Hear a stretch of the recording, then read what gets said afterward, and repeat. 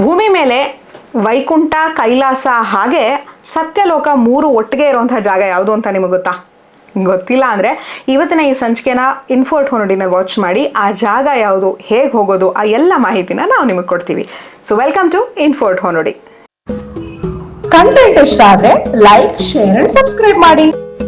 ವಿಷ್ಣುವಿನ ವರಾಹ ಅವತಾರದ ರೂಪದಲ್ಲಿ ವಿಷ್ಣು ಹಿರಣ್ಯಾಕ್ಷನ ಸಂಹಾರ ಮಾಡಿ ಸುಸ್ತಾದಾಗ ರೆಸ್ಟ್ ತಗೊಳ್ಳೋಕ್ಕೆ ಅಂತ ಈ ಜಾಗನ ಆಯ್ಕೆ ಮಾಡ್ಕೋತಾರೆ. ಈ ಜಾಗದಲ್ಲಿ ಬಂದು ಕೂತಾಗ ಅವರ ಬಾಯಿಂದ ನೀರು ಹರಿಯುತ್ತೆ. ಅದೇ ತುಂಗಾ ನದಿ. ಇನ್ನು ತುಂಗಾ ನದಿ ತೀರದಲ್ಲಿರುವಂತಹ ದೇವಸ್ಥಾನ ಶೃಂಗೇರಿ. ಇದೇ ಶೃಂಗೇರಿಯಲ್ಲಿ ನಮಗೆ ವೈಕುಂಠ, ಕೈಲಾಸ ಹಾಗೆ ಸತ್ಯಲೋಕ 3 ಒಟ್ಟಿಗೆ ನೋಡಕ್ಕೆ ಸಿಗತ್ತೆ. ಹೇಗೆ ಮಾಹಿತಿ ತಿಳ್ಕೊಳ್ಳೋಣ.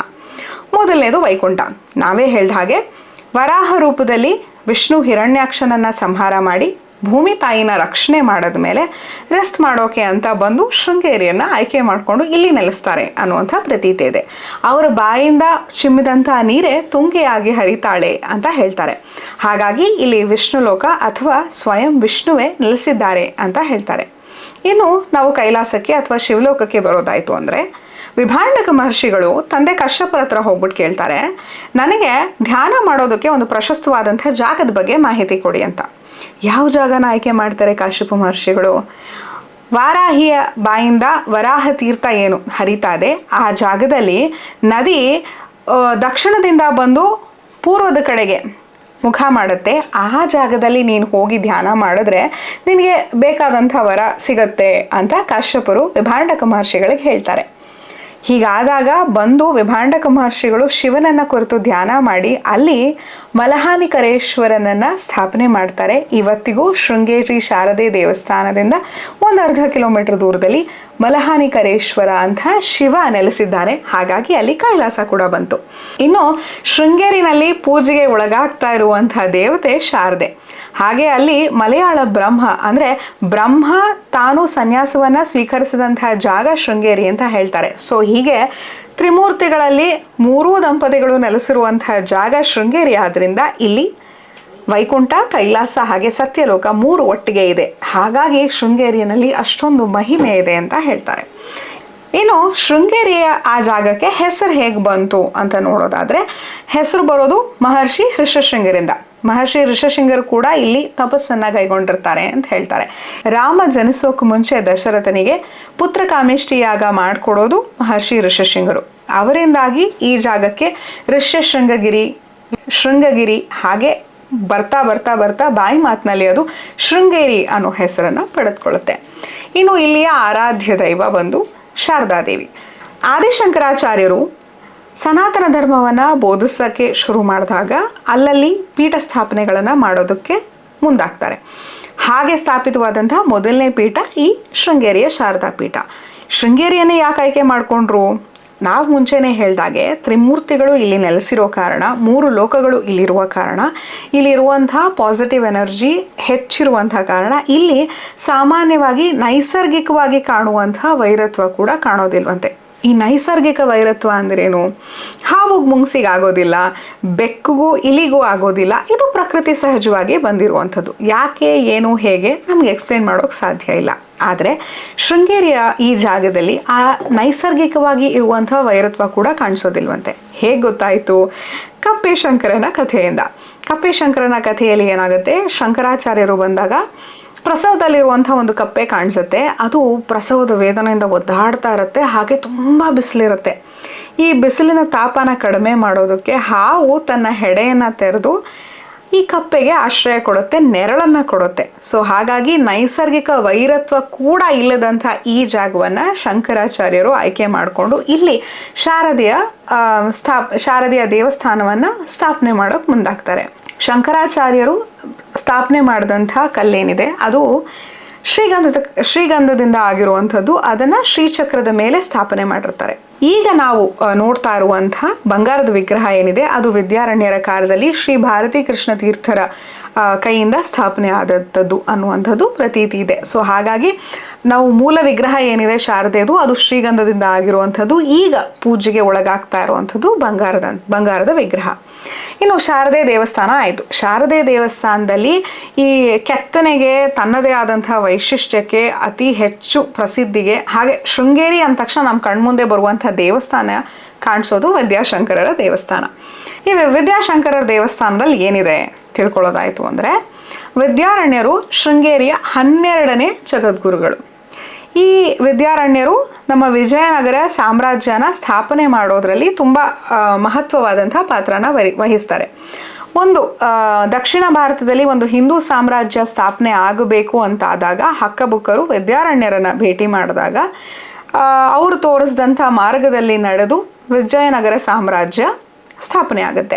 ವಿಜಯನಗರ ಅನ್ನೋದು ಈ ವಿದ್ಯಾರಣ್ಯರ ಹೆಸರಿಂದಾಗಿ ವಿದ್ಯಾನಗರ ಅಂತ ಇದ್ದಂಥದ್ದು ಬಾಯಿ ರೂಢಿಗೆ ಬಂದು ಅದು ವಿದ್ಯಾನಗರದಿಂದ ವಿಜಯನಗರ ಸಾಮ್ರಾಜ್ಯವಾಗಿ ಸ್ಥಾಪನೆ ಆಗುತ್ತೆ.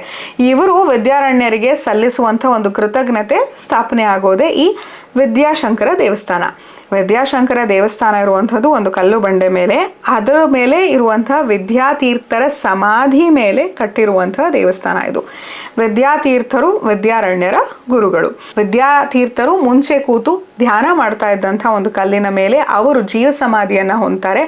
ಆ ಜೀವ ಸಮಾಧಿಯ ಮೇಲೆ ಬಂದಿರುವಂಥದ್ದು ವಿದ್ಯಾಶಂಕರ ದೇವಸ್ಥಾನ. ಇನ್ನು ಈ ವಿದ್ಯಾಶಂಕರ ದೇವಸ್ಥಾನ ಸ್ಕಲ್ಪ್ಚರ್ ಎಷ್ಟು ಬ್ಯೂಟಿಫುಲ್ ಆಗಿದೆಯೋ ಹಾಗೆ ಅದರ ಹಿಂದೆ ಇರುವಂಥ ಕತೆ ತುಂಬಾ ಪ್ರಮುಖ ಪಾತ್ರ ವಹಿಸುತ್ತೆ.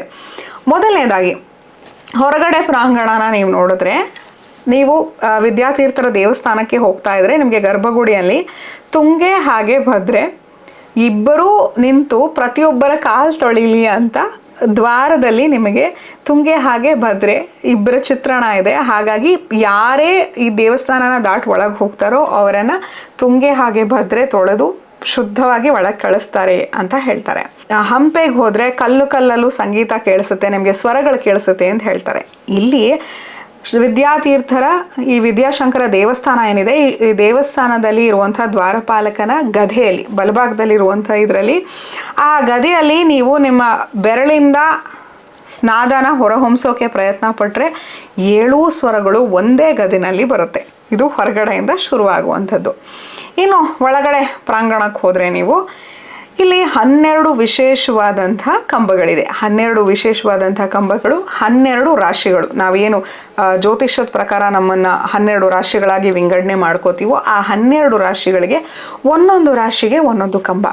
ಸೊ ನಮ್ಮಲ್ಲಿ ಯಾರಿಗಾದ್ರೂ ಜನ್ಮತಃ ದೋಷಗಳಿತ್ತು, ರಾಶಿತಃ ದೋಷಗಳಿತ್ತು ಅಂದರೆ ನೀವು ಹೋಗಿ, ಫಾರ್ ಎಕ್ಸಾಂಪಲ್ ನಮ್ಮದು ಮೇಷರಾಶಿ ಆಯಿತು ಅಂದರೆ ನೀವು ಹೋಗಿ ಮೇಷರಾಶಿಯ ಕಂಬನ ಒಂದು 2 ನಿಮಿಷ ಅಪ್ಕೊಂಡು ನಿಂತ್ಕೊಂಡ್ರೆ ನಿಮ್ಮ ಜಾತಕದಲ್ಲಿರುವಂಥ ದೋಷಗಳು ನಿವಾರಣೆ ಆಗುತ್ತೆ ಅಂತ ಪ್ರತೀತಿ ಹೇಳುತ್ತೆ. ಸೊ 12 ರಾಶಿಗಳ ಕಂಬಗಳಲ್ಲಿವೆ. ಯಾರು ಬೇಕಾದರೂ ಹೋಗಿ ನಿಮ್ಮ ರಾಶಿಯ ಕಂಬಗಳನ್ನು ನೀವು ತಬ್ಬಿ ನಿಮ್ಮ ಜಾತಕ ದೋಷನ ನಿವಾರಣೆ ಮಾಡಿಕೊಂಡು ಬರ್ಬೋದು. ಇದು ಒಂದು. ಎರಡನೇದು, ದೇವಸ್ಥಾನದ ಎಂಟ್ರೆನ್ಸ್ ಎಷ್ಟು ಅದ್ಭುತವಾಗಿ ಇದಾಗಿದೆ ಅಂದರೆ, ನಿಮಗೆ ಉತ್ತರಾಯಣ ಹಾಗೂ ದಕ್ಷಿಣಾಯನ ಏನು ವಿಂಗಡಣೆ ಆಗುತ್ತೆ. ಮೇಷದಿಂದ 6 ರಾಶಿಗಳು ಉತ್ತರಾಯಣಕ್ಕೆ, ಹಾಗೆ ಮಿಕ್ಕ 6 ರಾಶಿಗಳು ದಕ್ಷಿಣಾಯನಕ್ಕೆ. ಪ್ರತಿ ತಿಂಗಳ ಮೊದಲನೇ ದಿವಸ ಅಂದರೆ ಮೇಷರಾಶಿಯ ಮೊದಲನೇ ದಿವಸ ಸೂರ್ಯನ ಬೆಳಕು ಮೇಷರಾಶಿಯ ಕಂಬದ ಮೇಲೆ ಬೀಳೋ ಹಾಗೂ, ವೃಷಭ ರಾಶಿಯ ತಿಂಗಳ ದಿವಸ ಸೂರ್ಯನ ಬೆಳಕು ವೃಷಭ ರಾಶಿಯ ಕಂಬದ ಮೇಲೆ ಬೀಳೋ ಹಾಗೂ, ಹೀಗೆ 12 ರಾಶಿಯ ಕಂಬಗಳ ಮೇಲೆ, ಇದು ಆರ್ಕಿಟೆಕ್ಚರಲ್ ಮಾರ್ವೆಲ್, ಇದು 12 ರಾಶಿಯ ಕಂಬಗಳ ಮೇಲೆ ಆ ತಿಂಗಳ ಮೊದಲ 2-3 ದಿನಗಳ ಕಾಲ ಸೂರ್ಯರಶ್ಮಿ ಬೀಳೋ ಹಾಗೆ ಇದನ್ನು ಕೆತ್ತನೆ ಮಾಡಲಾಗಿದೆ. ಇದು very beautifully explained architectural Marvel. ಇನ್ನು ಒಳಗಡೆ ನೀವು ಮಧ್ಯಭಾಗದಲ್ಲಿ ಹೋಗಿ ನಿಂತು ನೀವು ಮೇಲೆ ಗೋಪುರನ ನೋಡಿದ್ರೆ ಅಲ್ಲಿ ಮಧ್ಯದಲ್ಲಿ ನಿಮಗೆ ಕಾಗೆ ಚಿತ್ರಗಳು ಕಾಣುತ್ತೆ. ಯಾಕೆ ಕಾಗೆ ದೇವಸ್ಥಾನದಲ್ಲಿ ಅಂದರೆ, ಈಗ ಸಾಮಾನ್ಯವಾಗಿ ನಮಗೆ ಪ್ರತೀತಿ ಏನಪ್ಪ ಅಂದರೆ, ಕಾಗೆ ಏನಾದ್ರು ಮುಟ್ಬಿಡ್ತು ಅಂದರೆ ನಿಮಗೆ ದೋಷ ಆಯಿತು, ನೀವು ಸ್ನಾನ ಮಾಡ್ಕೋಬೇಕು, ಏನೋ ಕೆಡಕಾಗತ್ತೆ ಅಂತ ನಾವು ಮಾತಾಡ್ಕೊಳ್ಳೋದಿದೆ.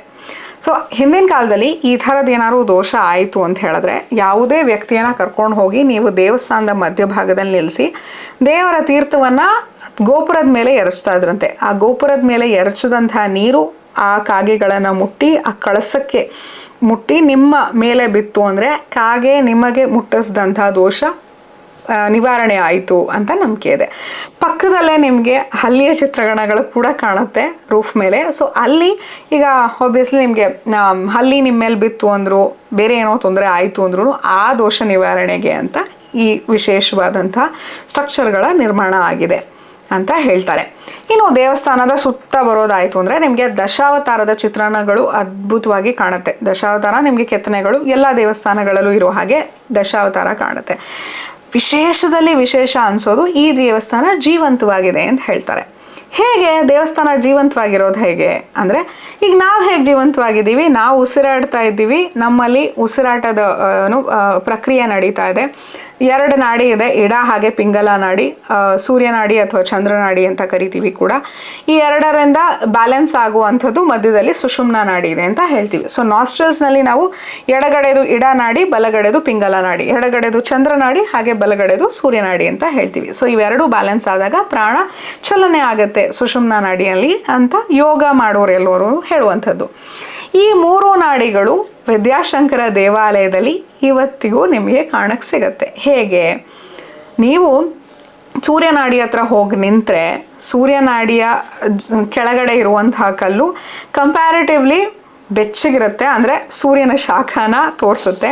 ಹಾಗೆ ಚಂದ್ರನಾಡಿ ಹತ್ರ ಹೋಗಿ ನಿಂತರೆ ಚಂದ್ರನಾಡಿಯ ಕೆಳಗಡೆ ಇರುವಂಥ ಕಲ್ಲು ನಿಮಗೆ ಬೇರೆ ಕಲ್ಲಿಗೆ, ಸ್ಪೆಷಲಿ ನೀವು ಮಧ್ಯಾಹ್ನದ ಹೊತ್ತಿನಲ್ಲಿ ಹೋಗಿ ನಿಮಗೆ ಸುತ್ತಲೂ ಇರುವಂಥ ಕಲ್ಲು ಬೆಚ್ಚಗಿದೆ ಅಂತ ಹೇಳಿದಾಗ ಚಂದ್ರನಾಡಿ ಹತ್ರ ಹೋಗಿ ಆ ಕಾಲಿಟ್ಟರೆ ನಿಮಗೆ ಇವತ್ತಿಗೂ ಅಲ್ಲಿ ತಂಪಾಗಿರುವಂತಹ ಫೀಲಿಂಗ್ ಶುರುವಾಗುತ್ತೆ. ಸೊ ಹಾಗಾಗಿ ಸೂರ್ಯನಾಡಿ ಚಂದ್ರನಾಡಿ ಮಧ್ಯದಲ್ಲಿ ಸುಷುಮ್ನ ನಾಡಿ ಇರೋ ಕಾರಣ ಈ ದೇವಸ್ಥಾನ ಜೀವಂತವಾಗಿದೆ ಅಂತ ಹೇಳ್ತಾರೆ.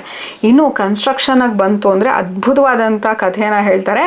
ಮುಂಚೆ ಕಲ್ಲನ್ನು ಕೆತ್ತಿ ಅದನ್ನು ಇಂಟರ್ಲಾಕ್ ಮಾಡಿ, ಇವಾಗೇನು ನಾವು ಇಂಡಿಯನ್ ಟೆಂಪಲ್ ಸ್ಟ್ರಕ್ಚರ್ಗಳ ಬಗ್ಗೆ ಹೇಳ್ತೀವಲ್ಲ, ಒಂದರನ್ನೊಂದು ಕಲ್ಲನ್ನು ಲಾಕ್ ಮಾಡ್ತಾ ಇದ್ರು ಅಂತ, ಇದು ಯಾವುದೇ ಟೆಕ್ನಾಲಜಿ ಬಳಸದೆ ಸುಮ್ಮನೆ ಕಲ್ಲನ್ನು ಇಟ್ಕೊಂಡು ಹೋಗಿ ಅಲ್ಲಿ ಕೆತ್ತನೆಗಳನ್ನು ಮಾಡಿರೋದ್ರಿಂದ ಈ ದೇವಸ್ಥಾನ ಈ ರೀತಿ ಕಾಣಿಸುತ್ತೆ ಅಂತ ಹೇಳ್ತಾರೆ. ಸೊ ಹಾಗಾಗಿ ನಿಮಗೆ ಅಲ್ಲಲ್ಲಿ ದೇವಸ್ಥಾನದ ಒಳಗಡೆ ಹೋಗಿ ನೋಡಿದ್ರೆ ನಿಮಗೆ ಅಲ್ಲಲ್ಲಿ ಗ್ಯಾಪ್ಗಳನ್ನು ಫಿಲ್ ಮಾಡೋದಕ್ಕೆ ಸಣ್ಣ ಸಣ್ಣ ಕಲ್ಲುಗಳನ್ನು ತೋರಿಸಿದ್ದಾರೆ. ನೀವು ಬರೀ ದೇವಸ್ಥಾನನ ನೋಡಿ ಬರೋದಲ್ದ್ರೆ ಇಷ್ಟು ಮಾಹಿತಿ ತಿಳ್ಕೊಂಡು ಹೋಯಿತು ಅಂದರೆ ನೀವು ಹೋದಂತಹ ಅನುಭವ ನಿಮಗೆ ಇನ್ನೂ ಹೆಚ್ಚು ಖುಷಿ ಕೊಡುತ್ತೆ.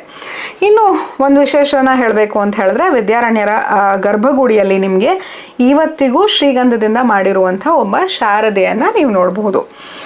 ಈ ಕಥೆಯನ್ನು ಹೇಳಬೇಕು ಅಂದರೆ, ಬಹಮನಿ ಸುಲ್ತಾನರು ಶೃಂಗೇರಿ ಮೇಲೆ ದಾಳಿ ಮಾಡಬೇಕು ಅಂತ ಬಂದಾಗ ಶೃಂಗೇರಿಯನ್ನು ಉಳಿಸೋದಕ್ಕೆ, ಅಂದರೆ ದೇವಸ್ಥಾನದ ಸ್ಯಾಂಕ್ಟಿಟಿಯನ್ನು ಕಾಪಾಡೋದಕ್ಕೆ ಏನು ಮಾಡ್ತಾರೆ, ಶೃಂಗೇರಿಯ ದೇವಸ್ಥಾನದ ಹೊರಗಡೆ ಸುತ್ತಲೂ ವಾಲ್ನ ಕನ್ಸ್ಟ್ರಕ್ಟ್ ಮಾಡಿ ಮಧ್ಯದಲ್ಲಿ ಈ ಶ್ರೀಗಂಧದಿಂದ ಮಾಡಿರುವಂಥ ಒಬ್ಬ ಶಾರದೆಯನ್ನು ಕುಳ್ಳಿರಿಸಿ ಆಕೆಗೆ ಒಡವೆ ವಸ್ತ್ರಗಳನ್ನು ಹಾಕಿ ಪೂಜೆ ಮಾಡಿ ಬಿಟ್ಟಿರ್ತಾರೆ.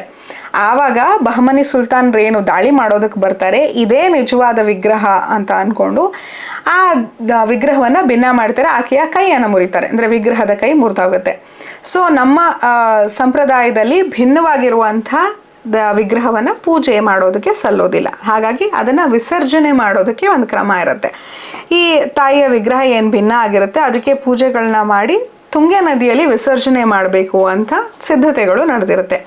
ಆವತ್ತು ರಾತ್ರಿ ಜಗದ್ಗುರುಗಳ ಕನಸಿನಲ್ಲಿ ಬರುವಂಥ ಶಾರದೆ, ನನ್ನನ್ನು ನಿಮ್ಮ ದೇವಸ್ಥಾನ ಕಾಪಾಡ್ಕೊಳ್ಳೋವರೆಗೂ ಇರಿಸ್ಕೊಂಡು ಈಗ ವಿಸರ್ಜನೆ ಮಾಡ್ತಾ ಇದ್ದೀರಾ, ಅದು ಸಲ್ಲಲ್ಲ, ನನ್ನನ್ನು ಕೊನೆವರೆಗೂ ಇದೇ ದೇವಸ್ಥಾನದ ಒಳಗಡೆ ಪೂಜೆ ಮಾಡಬೇಕು ಅಂತ ಹೇಳಿದಾಗ ಆಕೆಯ ವಿಸರ್ಜನೆ ಕೆಲಸನ ನಿಲ್ಲಿಸಿ ಈ ವಿದ್ಯಾಶಂಕರ ದೇವಸ್ಥಾನದ ಒಳಗಡೆ ಇವತ್ತಿಗೂ ಶ್ರೀಗಂಧದ ಒಂದು ಶಾರದೆಯ ಮೂರ್ತಿಯನ್ನು ನೀವು ಕಾಣಬಹುದು. ಸೊ ಇದು ದೇವಸ್ಥಾನ ಇವತ್ತಿಗೂ ಜೀವಂತವಾಗಿರೋದಕ್ಕೆ ಸಾಕ್ಷಿಯಾಗಿದೆ. ಇನ್ನು ಶೃಂಗೇರಿ ದೇವಸ್ಥಾನದಿಂದ ಸ್ವಲ್ಪ ದೂರದಲ್ಲಿ ನಿಮಗೆ ಮಲಹಾನಿಕರೇಶ್ವರ, ನಾವು ಆವಾಗಲೇ ಮಾತಾಡಿದ ಹಾಗೆ ಅಲ್ಲಿರುವಂತಹ ಕೈಲಾಸನ ರೆಪ್ರೆಸೆಂಟ್ ಮಾಡುವಂಥ ಮಲಹಾನಿಕರೇಶ್ವರ ದೇವಸ್ಥಾನನ ನೋಡ್ತೀವಿ. ಈ ದೇವಸ್ಥಾನದಲ್ಲೂ ಒಂದು ವಿಶೇಷ ಇದೆ. ಜಗದ್ಗುರುಗಳು ಮಲಹಾನಿಕರೇಶ್ವರನಿಗೆ ಪೂಜೆ ಮಾಡೋಕ್ಕೆ ಹೋಗುವಾಗ ಅಲ್ಲಿ ಸುತ್ತಮುತ್ತ ಹೀಗೆ ನೋಡ್ತಾರಂತೆ. ಅಲ್ಲಿ ಅವ್ರಿಗೆಲ್ರಿಗೂ ಗಣೇಶನ ವಿಗ್ರಹ ಕಾಣೋದಿಲ್ವಂತೆ. ನಮಗೆಲ್ರಿಗೂ ಗೊತ್ತಿರೋ ಹಾಗೆ ಗಣೇಶನಿಗೆ ಪೂಜೆ ಇಲ್ಲದೆ ಬೇರೆ ದೇವರುಗಳಿಗೆ ನಾವು ಪೂಜೆ ಮಾಡೋ ಹಾಗಿಲ್ಲ. ಸೊ ಆದಿ ಪೂಜಿತ ಗಣೇಶನನ್ನು ಕಾಣದೆ ಅವ್ರೇನು ಮಾಡ್ತಾರೆ, ಸ್ತಂಭದಲ್ಲಿ ಒಂದು ಗಣೇಶನ ಚಿತ್ರವನ್ನು ಬರೆದು ಅಲ್ಲಿ ಅವನಿಗೆ ಪೂಜೆ ಸಲ್ಲಿಸಿ ನಂತರ ದೇವರಿಗೆ ಶಿವನಿಗೆ ಪೂಜೆ ಮಾಡೋದಕ್ಕೆ ಒಳಗೆ ಹೋಗ್ತಾರಂತೆ. ಅವರು ಮಲಹಾನಿಕರೇಶ್ವರನಿಗೆ ಪೂಜೆ ಮಾಡಿ ಹೊರಗೆ ಬರೋ ಅಷ್ಟರಲ್ಲಿ ಏನಲ್ಲಿ ಅವರು ಚಿತ್ರಣ ಬಿಡಿಸಿದ್ರು ಅಲ್ಲಿಂದ ಅದೇ ಸ್ತಂಭದಿಂದ ಗಣೇಶ ಹೊರಗೆ ಬಂದು ನಿಂತು ನಾ ಇಲ್ಲೇ ಇದ್ದೀನಿ ಅಂತ ಹೇಳದಂತೆ. ಇವತ್ತಿಗೂ ನಿಮಗೆ ಗಣೇಶ ಅಲ್ಲಿ ಮಲಹಾನಿಕರೇಶ್ವರನ ಎದುರಿಗೆ ಸ್ತಂಭದಲ್ಲಿ ಕಾಣಿಸ್ಬಹುದಾದಂತಹ ಗಣೇಶನನ್ನ ನೀವು ನೋಡಬಹುದು. ಸೊ ಈ ಸಾರಿ ಶೃಂಗೇರಿಗೆ ಹೋದ್ರೆ ಈ ಎಲ್ಲ ಅಂಶಗಳನ್ನ ನೋಡ್ಕೊಂಡು ಬನ್ನಿ ಅಂತ ಹೇಳ್ತಾ ಇವತ್ತಿನ ಇನ್ಫೋಟ್ ಹೊನ್ನೋಡಿನ ಕಾರ್ಯಕ್ರಮನ ಇಲ್ಲಿಗೆ ಮುಗಿಸ್ತಾ ಇದ್ದೀವಿ. ಇವತ್ತಿನ ಕಾರ್ಯಕ್ರಮ ನಿಮ್ಗೆ ಯಾವುದೇ ರೀತಿಯಲ್ಲಿ ಸಹಾಯ ಮಾಡಿದ್ರೆ, ಯಾವುದೇ ರೀತಿಯಲ್ಲಿ ಮಾಹಿತಿ ಕೊಟ್ಟಿದ್ರೆ ಅಲ್ಲಿಗೆ ನಮ್ಮ ಕೆಲಸ ಮುಗ್ದ ಹಾಗೆ.